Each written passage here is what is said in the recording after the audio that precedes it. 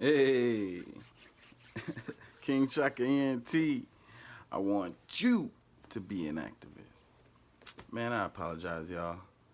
I fucking ran out of space again. But anyways, this video is gonna jump right back in to where we stopped in the other ones because I think that this is really important subject. And I really will hope that you guys come away with this with a better understanding of Haiti and how it fits in the global politics and everything. So I'm just gonna jump into this. Let's go. Who was that? Oh, that was the CEO of Levi Strauss. Levi's made in Haiti. Go back to the Obama administration when Joe Biden was vice president, and they were organized in Haiti to say, we want to give a living wage to the people who make the jeans in Haiti. Look at how hard the Obama-Biden administration worked to undermine an ask that wasn't even for $1 a day when the people studying this said, if you gave the people who make the jeans in Haiti $2 a day, if you gave them $2 a day, it would lift them into a position where they could begin to accumulate a little bit of wealth, move forward, and it wouldn't cost Levi much at all. And if they wanted to, they could pass that money off to the consumer because you ain't gonna stop buying jeans. All y'all who celebrate the different kind of jeans you got on your back, it wouldn't make a dent. But guess what? It wasn't about that. It's about, no, y'all slaves. And this is your friend, Barack Obama. Before that, this is your friend, Bill Clinton and them. And guess what? This is your friend, Donald Trump. This is your friend, Joe Biden. This is the we that we talk about. The Clintons got an intimate connection to Haiti. And they knocked this guy off. The Like banana man, the businessman who's in there in part because he's not going to obstruct the Levi Strausses. He's not going to obstruct the people who are using the cotton to make all these products that we wear. This is what it's all about. Listen. He's not going to do any of that. And guess what? They said out their mouth, and then they said the people in the streets. This guy's going to have. Wait a minute, He suspended all the rules. Wait. How many? There are not 30 politicians elected in the whole damn country. Wait, the Supreme Court justice, he died of COVID. Wait, how many months ago? Okay. So this guy's not leaving. No, we support the fact that. Okay, I'll be okay. Press conference over. Let's get in the room. We're in the safe room. Let's plot. Let's see. This guy got to go, man. What have we done in last time? Well, you know what we did when it was Aristide's time. We thought he's speaking from the point of view of the United States. So we had somebody come over from Dominican. We trained all them boys in Georgia.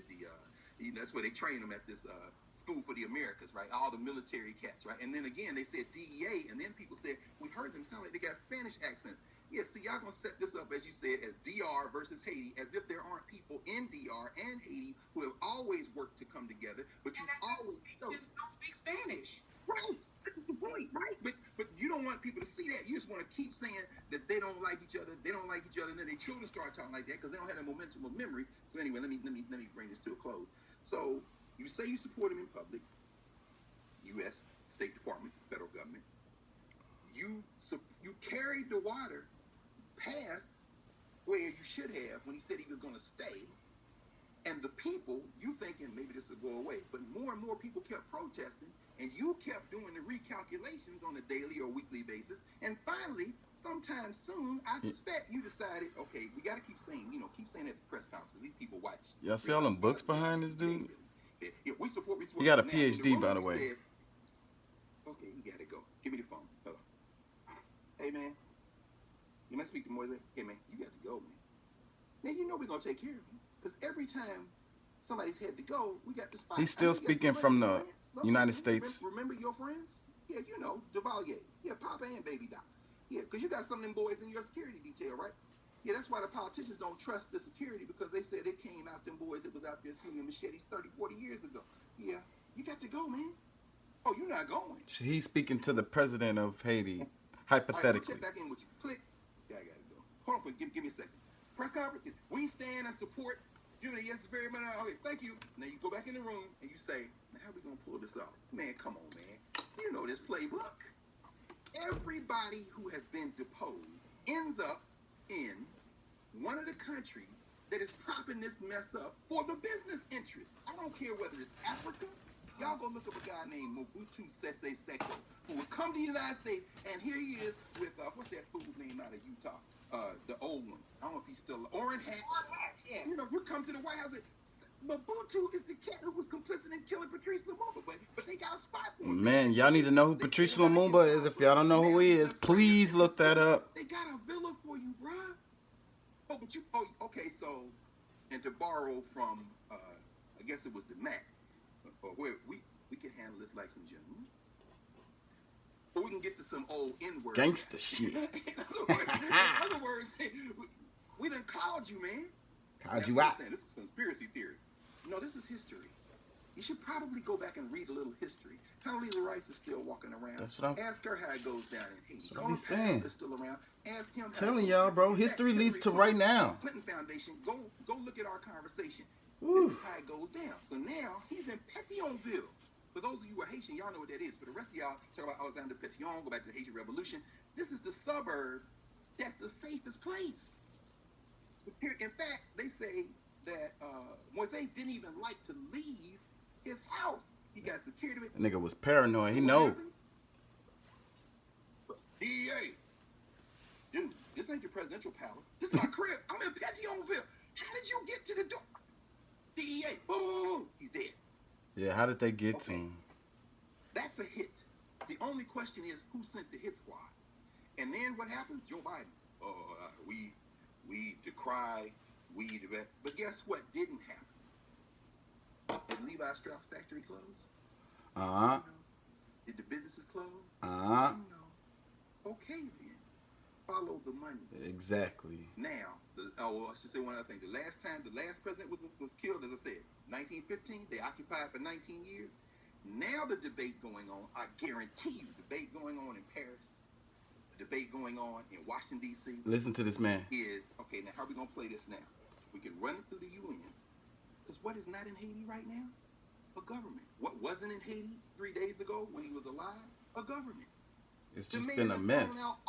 Dissolved the legislature. It's been a mess. The Supreme Court Chief Justice is dead, who was in the line of Hot succession. Mess. He was getting ready to name a new prime minister so they could have elections in the fall. But what that just means is they interviewing with the global north to decide which one of you lackeys will be the best for us. And then the people are in the street. They say the gangs are ruling Port-au-Prince. You could call them gangs, and that probably is an accurate description. You could also call them people who are engaged in some form of violence for either self-protection or the protection of their families. Meanwhile, who is suffering? The people. Randall Robinson wrote about that the poor people, too. Students the other day we were talking about when we read his book, An Unbroken Agony. The people continue to suffer.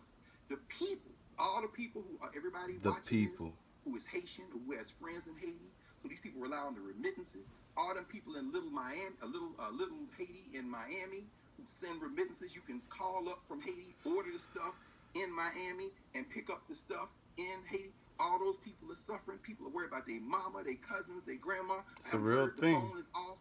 Those are the people suffering. And so what we're also saying is, okay, there's no government. But there wasn't a government last week. The people trying to organize, the Haitian people, the nation. They wasn't feeling that shit. Once again, we got to get our country together. We got to get all the interference in the world. They super politically astute. There's no government. They're way smarter than y'all think. People you installed so that the factories would keep making their orders on time. They know what's going on. They know what's up. The conversation this week, right now, going on is this: who do we need in there to make sure these factories don't close? And how quickly can we get them in there in a way that doesn't expose our role in it? And for God's sake, I hope these black people who talk about we and mean the United States when they say we, don't get the momentum of memory to remember that it has been solidarity with Haiti that we have always feared. And so, and there was a time when they had a lot more solidarity with Haiti. So I think what they're trying to decide now is who will be the best prime minister that we'll install. We're probably going to have to postpone elections. So maybe 2022.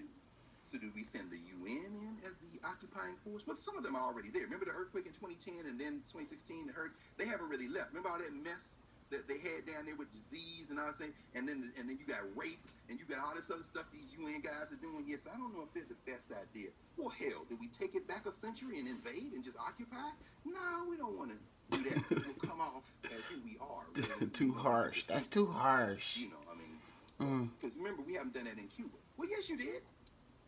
No, we didn't. Yeah, we did. Who is we? United States. Wait, You didn't occupy Cuba. Well, we didn't occupy the whole island. We still got Guantanamo Bay. In other words, we still got our little black site. But but we pretend like we're not in Cuba. They been talking about Guantanamo Bay. Is which way to go to maintain their interests, and their interests are economic. Yeah. And also a little bit cosmetic because they don't want to be seen as just straight gangsters. So I mean, that's where I think we are. At least It's in too abroad. harsh. What do We can't do that. It's too I think we harsh. start with this conversation. We have to have conversations with each other. We have to. Now, here's the thing that I think, and again, this is just a political position. This is but I think all it's one of the golden best stuff, things y'all. And by our, I mean This black is people. all really good. We stand in solidarity with the Haitian people. So that's cool. That's rhetoric. What does that mean? That means that when the State Department stands up in the press conference and says, we condemn, that means April Ryan. That means, isn't the sister at public, what's her name? She's Haitian, right? She just won all the, Kind of go Give off me track a some- little give bit me some right sense. there, but he's gonna I come think back give me some sense. around. Some of her people come out of Haiti, right?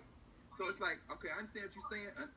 In Biden's press corps, they have Because a Haitian person. Oh yeah, Kareem. Fucking I gotta keep it real for y'all, but Yeah, I think you know what I'm saying? Because again, subject is really important. Thing grappling with even with this whole HBCU stuff we'll talk about that maybe Saturday a little bit. It's not very important, but it is important to this point.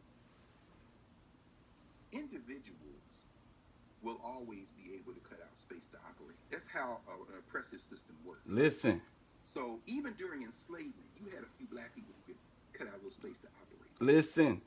The system that oppresses classes of people and groups of people, when it sees itself losing control or potentially losing control, they will always pick out a few people who come into that space. Token to have maximum Negro. pressure, so that people can think, well, maybe I could be that person. So- I could have a pathway out. So it isn't progress. Kwame Nkrumah said this. It isn't progress to see black millionaires in the United States. It isn't the type of progress we think it is to see black people on the press corps or black people as the vice president of the United States. It's progress for a certain class of black people, and in this case, it isn't about race; it's about class. Oppressed people, when a system sees itself threatened, it will always reach into the oppressed and get a few of those people to come in. It's almost like a safety valve, it's like a pressure release valve. Yeah. But they're there because the system sees itself threatened. Right. So when people say, Rosa sat, so that no.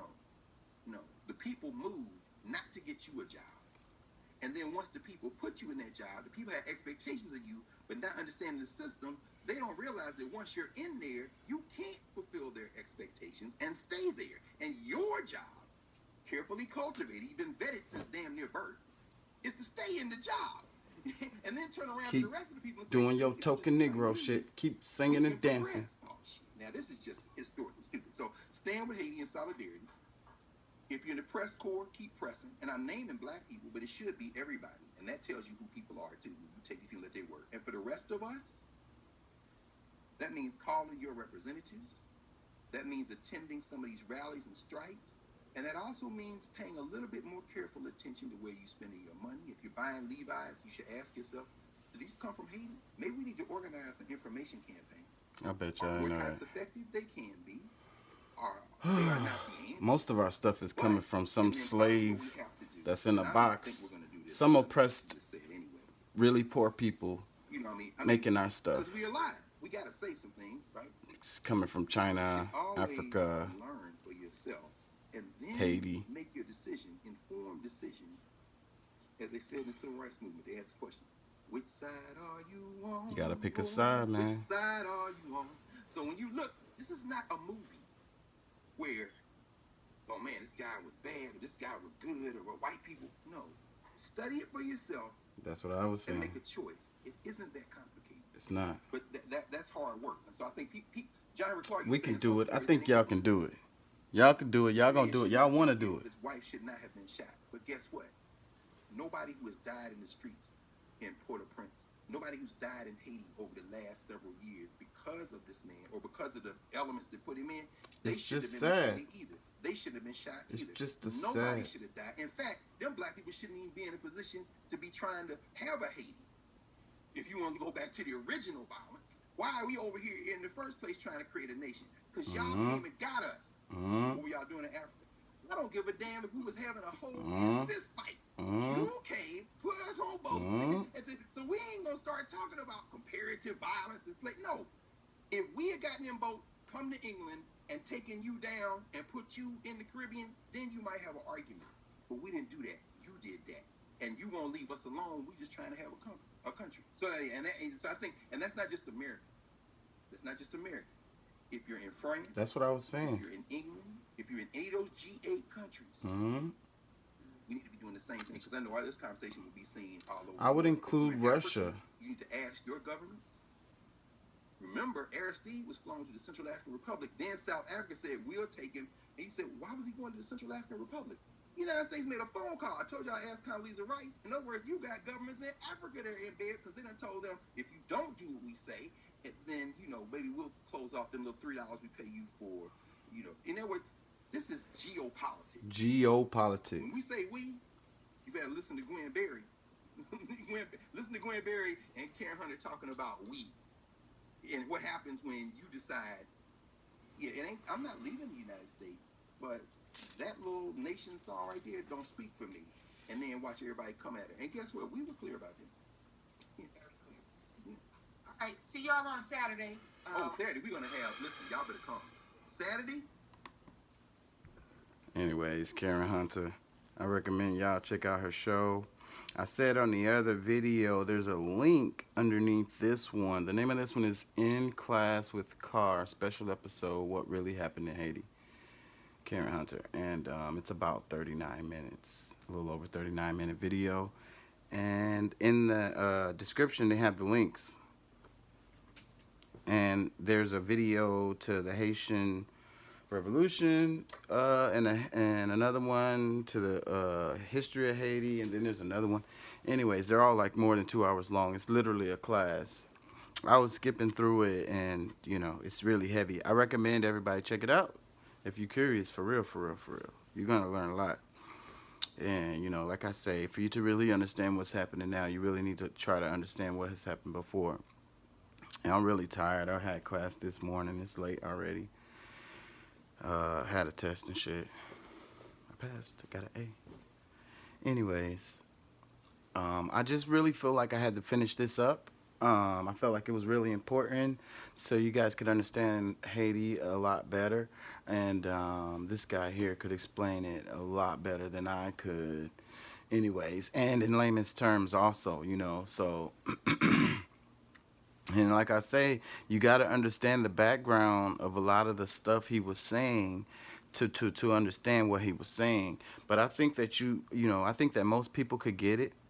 And much love to the Haitian people. Keep fighting. We rooting for y'all over here. Hopefully people can just leave y'all alone and let y'all just do y'all thing. I pray for that. I pray for that. I pray that the Haitian people are just left alone. Just leave them alone, y'all. Let them do their thing. They done suffered enough, y'all. Let them make it. That's all I'm saying. They're gonna be fine. They're gonna take care of themselves. They fighters. They've been doing it this whole time.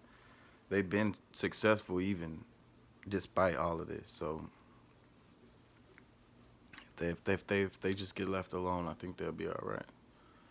So but that's why I do these videos, and that's the reason why I want you guys to be activists and to be aware, learn about your history, learn about what's going on in politics, because it does matter. What's happening in Haiti matters. It matters here. It matters. It matters. It matters. It matters. It matters. It matters. Okay. So, like I say, be more aware of what's going on in the world. Care, have some compassion, and in your community, wherever you are watching this video, I'm sure there's stuff going on you don't like, and you feel like there's nothing you can do about it. You feel like the powers that be are too strong. That's how I feel too. I feel like I'm an old guy, And I done got old trying to push against the machine, and I just done got smushed. I'm all frail and broken up now, you know? And so, yeah, so like, I get it. I get it when you feel like, you know, you don't want to fight against the machine, because why? Because you're just going to get smushed. Because that's probably what's going to happen. I ain't going to even lie. You're probably just going to get smushed. But, you know, they can't smush all of us, bro.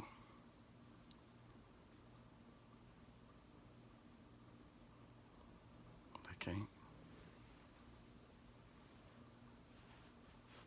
They can't smush all of us. If enough of us get together, we can stop. That's what they're afraid of. That's what they're afraid of. They're afraid of us, the people. So we got all these tools now, man. We got the internet and all this shit, man. And I like to say the internet is Pandora's box, man. It's a real thing, Pandora's box. They done opened it now, you know. You can't close it.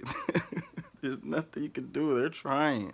They trying the net neutrality and all of that shit. They're trying their best, but they can't, bro. We got TikTok, we got Instagram, we got YouTube, we got Twitter. You know, worldwide.